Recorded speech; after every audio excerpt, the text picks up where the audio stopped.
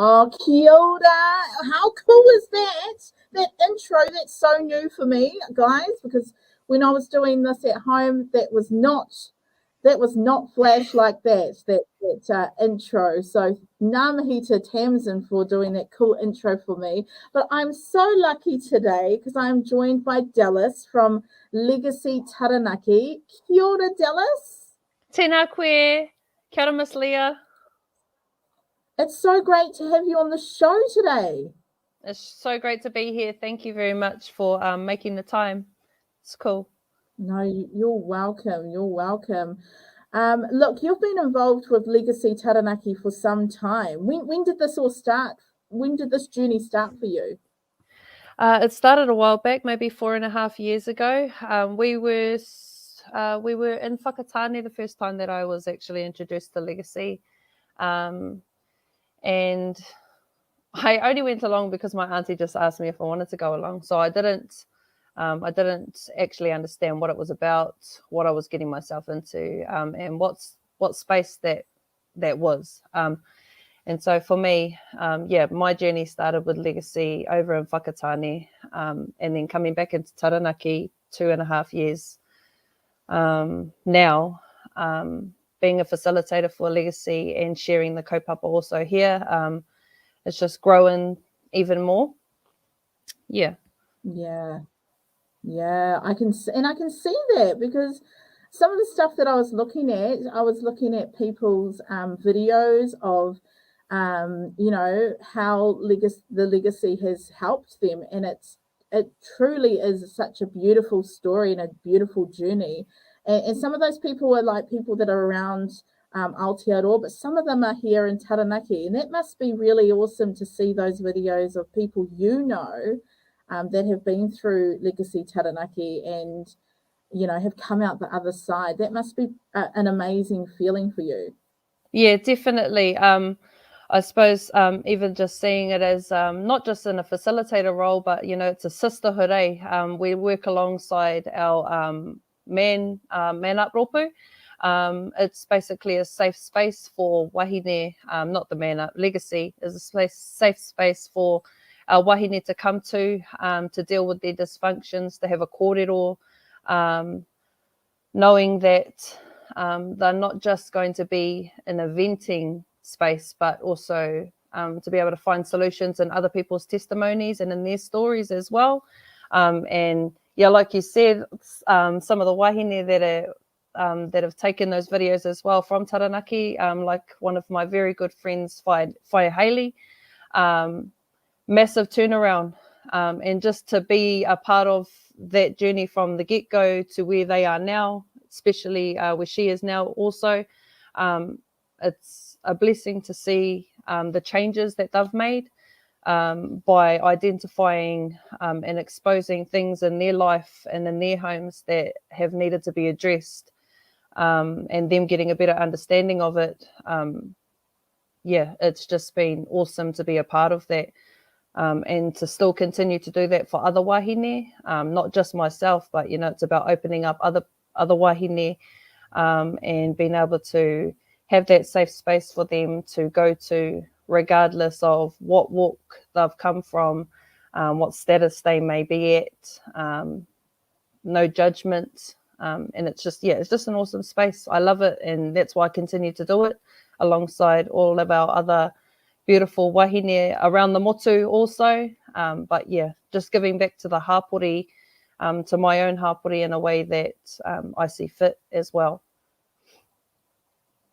That's beautiful. I love that. And I can see the passion that you hold with Legacy Taranaki, and it's evident with some of those wāhine and the stories that they have shared. That's cool. I love it.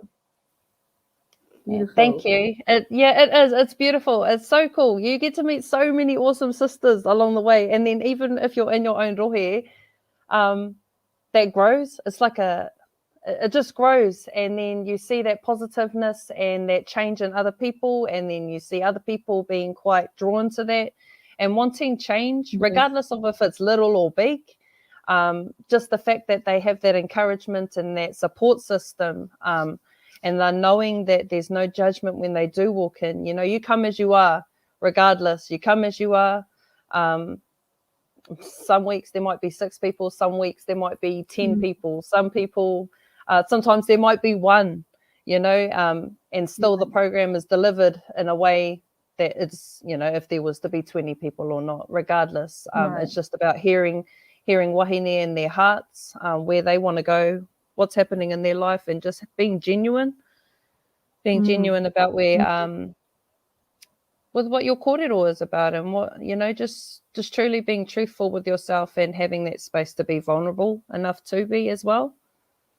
Yes. And I love that how you said that, you know, wāhine can come with there's no judgment, and that's the first step, for many people out there, is joining a group knowing that there's no judgment, because it can be really scary. Yeah, especially for wāhine, just growing up, like just as women, oh man, we are on to it. And sometimes, you know, it's about building that trust, regardless of if, for example, if I know them personally, if they come through the door, I'm not seeing them as that. I'm seeing them as, you know, their own person. Whatever has happened in the past is in the past, but that is their safe space. It's not just mine. Just because I hold that title of some sort as a facilitator, I go in there, and every single 15 weeks, man, I learn something new about myself, and I'm still able to be vulnerable, and I'm still able to share my truth. I'm still able to say, oh man, I'm just having a crap day. This is exactly what's happened. I'm not perfect, and I'm still learning. My confidence is still building. But just to have sisters that can see me for who I truly am, and I can be comfortable with that, man, it changes people's lives, and it changes people's perspectives on who people truly are. You know, you always see visually, but you never quite make the time sometimes to actually see them wairua and their full spirit that they have inside of them, and what's truly going on. Dealing with, you know, it's a safe space to be able to express your own traumas and your own hara that are going on, so that you're not the only one carrying that burden. But in saying that, it's awesome. It's like your it's a rongoa. It's a rongoa to be able to share. Right. Yeah. It really is. And you might have already gone through a situation where you can awhi another sister that's going through that same situation right then and there. You know, and being able to, I suppose the biggest thing is that, you know, what you put in it is what you get out of it. With any kaupapa, with any kaupapa, it's the same. But just truly seeing wāhine for who they really are. And man, I tell you, some of the darkest hikoi, man, these wāhine turn around in a 360, and it's just amazing to be a part of. That's the biggest. Wow. That's the biggest blessing for myself. Is, you know, I'm only one of the fruits of many, and just to know that I can go all around the motu, and if I stop in at certain places, I can just be like, yep, okay, I'll get my legacy fix from here, and I'll meet other wāhine that are in the same mind frame that I know that I can go to with no judgment. I'm in a safe space to be able to share what's going on, what's on my heart, and for them to value my kōrero as well. And I get something out of it all the time, just like how they would. It's awesome. Wow. It's freeing. It's freeing. Oh, I bet. And I was wondering if you would share, like, has there been a pivotal moment when you guys have met up that, you know, you've just seen a wāhine go from, like, you know, in a not so great place to just a big turnaround, like they've fully, you know, just had a 360, as you said before. Have you seen those kind of moments happen, or are you able to share a story about a particular wāhine? Yeah, definitely. From the first time that I walked into the doors of Legacy over in Whakatane, I was already introduced to a wāhine that had gone through so many challenges. We're talking about her tamariki being taken away. She had badly, she had got herself into a point where she was classed as a very mental person, a very mental wāhine, that she was on, what was it called? She was on medication. She was doing every drug that she could think of, just to suppress everything that was going on. And by the end of our third rotation, she had done a 360. She had turned around. She was able to visit her tamariki, and that's a big thing for a wāhine that hasn't been involved with her tamariki for a while, and even to just commit to going to those legacy sessions. It's only an hour of power, we call it. It's only an hour, and just to see that change in that amount of time, commitment was the biggest issue for her also. So, just even her showing up, regardless of if she turned up drunk sometimes, regardless of if she turned up hoha and angry and didn't want to be there, we still gave her the benefit of the doubt because she was showing up. And even though you fall back, at least she knew that she had a space that she could come to have a kōrero. And I think that was the hugest breakthrough for her, because no matter how many times she fell, she always knew that she had a space that she could come to, and that she felt at home, like she felt like she belonged. And to see her now, I think like 4 years ago, I was in there, like the 3.5 years I saw her at our last conference, and man, she's got her tamariki, she's off her alcohol and her drugs, she's got her a full-time mahi, she's got her a whare. And for me, that's huge. Like even just the whole getting a whare by yourself, regardless of if you've got your tamariki or not, to see where she was, her ahua outside. And it's because she got to deal with those things on the inside. Like she really got to the core of things. It wasn't dealing with her alcohol or her drugs as such. It was dealing with all of those mamai things that she was holding on to, that she couldn't actually identify. She didn't know why she was feeling down and out, depressed, why she had so many strongholds on her. So that's just one. But like whenever we go on these conferences and I see wāhine from all over, I'm like, oh my God, like you just wouldn't even picture them and where they're saying they come from, their testimonies, their kōrero, their stories. And I'm just thinking, man, she really sharpened up. And one story that I really want to share is with one of my really awesome friends, Whaheli. And that was, I think my friend's been through 4 rotations here in Taranaki. Right. 4. Yeah, I'm sure it's 4, coming up the 4th anyway. But from the first time that she walked in, wasn't really knowing what she was getting herself in, but all she knew was that she wanted change. And seeing where she is now, even having kōrero about how open she is, how confident she is, being able to have her own voice, standing up for herself, being comfortable in her own skin, being able to express herself not only verbally but physically as well, and getting out into spaces that she never thought that she would be, and being able to now see the changes, now that her tāne is coming to man up, and seeing that change fully in the whānau, less alcohol, less drugs, less whawhai, being able to communicate properly. Also, she's not only holding on to those, she's not just holding on to those things that would usually keep certain whānau in silent mode for more than a week or so. Those whawhai aren't whawhais anymore. They're able to speak out, say how they feel, and it doesn't get into a situation that gets out of hand. And it's not just her. I'm not just meaning just her, but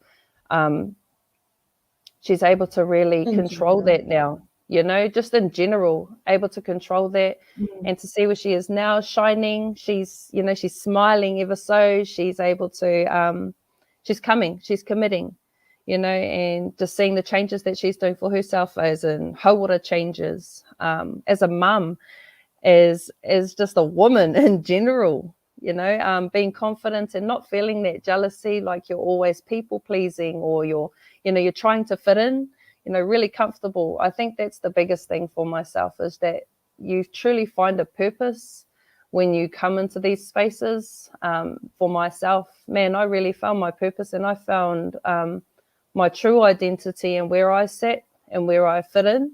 And even if I didn't fit in, I was okay with that. I had a really rough time growing up, understanding those things about myself and pleasing so many people just to feel like I was in the know, or I don't know. I just taking avenues that I know that I could have done better at, but I just was a follower, and now I'm okay with just being in my own self. And I think for women, that's really important. It's not a competition, and we don't have to go through the same things all the time, but to have understanding, but it's just having those kōrero that makes it that much better, and to get more understanding of each other. And man, I'll tell you, we're not that much different. We really aren't, like just the in general things as a wāhine. That's just amazing to hear about. Was it Fire Hayley, did you say? Her name was? Yes. Oh, beautiful. I just want to say congratulations to Fire Hayley if she's watching, because that's just amazing to hear that she's got her tamariki back and, her life and her pathway. Sorry, that was for the whakatane wāhine. The whakatane wāhine had right. But for Fire Hayley, oh man, this mum is on. She's hardworking, always had her tamariki, but being able to find herself again as a mum, it's quite hard. You get taken away with all these other responsibilities, and for this mama, I'm just truly proud of her and where she is today, and just to truly find herself, and to find time for yourself. Oh, that's so cool. I love that. And I feel like I've got so much questions for you, but I've kind of just shafted those to the side, because what we've been talking about is it's legacy Taranaki. And I think that if for people that don't really know what it is, what you've just explained is huge. Like, it's pretty amazing. But for some people that don't know about Legacy Taranaki, you guys have meetups, is that correct? Yep. So we have one out of Waitara with our sister Jules. I think those are on Thursdays at 6:30, 6 o'clock. And for us in Mawhao, we're on every Wednesday. Every Wednesday, it may change from 6:30 or 7 o'clock. 1 hour. That's it. So tell your tane, tell your tane to man up and look after these tamariki while you go out and have a ball with these wāhine. I love that. And it's a good, and that's an hour's a good, that's good. That's I'm sure that, the tani can look after the tamariki for just 1 hour. Come on. 1 hour. I suppose it's even that too, just getting out of their comfort zones. For some wāhine, honestly, it's just about getting out of the house for 1 hour. It might just start from that. It might be just being able to listen to your own whakaaro. Some wāhine don't even want to speak. That's kei te pai too. It's not about that. It's just about that safe space for them to come to, for them to have a kōrero or not, or just to listen, to meet other people even, that interaction. Right. So that's, if anybody's wanting to know, it's for anybody, any wāhine that is 18 plus. And man, I'll tell you, there's a lot of, it's cool. It's really cool to see a lot of our young wāhine coming through, like 18, 19, 20s. Like it is. It's really cool, because I'm like, oh, okay. Yes. Okay, there's a need out there. All right. It's not just mamas, It's from, like I say, it's all walks of life. And man, you get to meet some primo people. Wow. And just find out a lot about yourself. Cool. And that's another thing that you see, and when you mentioned that earlier before, I thought, wow, that's pretty cool that you've learned a lot about yourself in this journey. Definitely. Cool.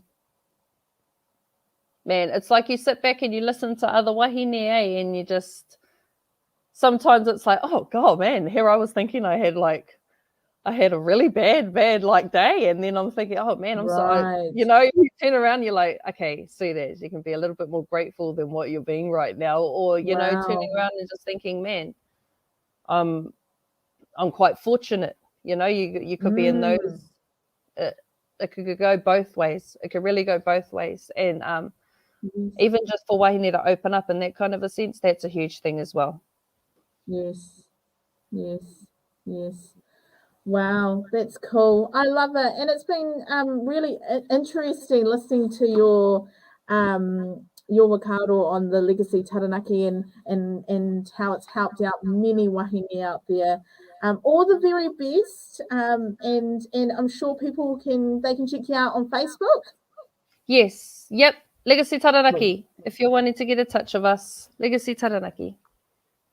Beautiful. Thank you for your time. So good.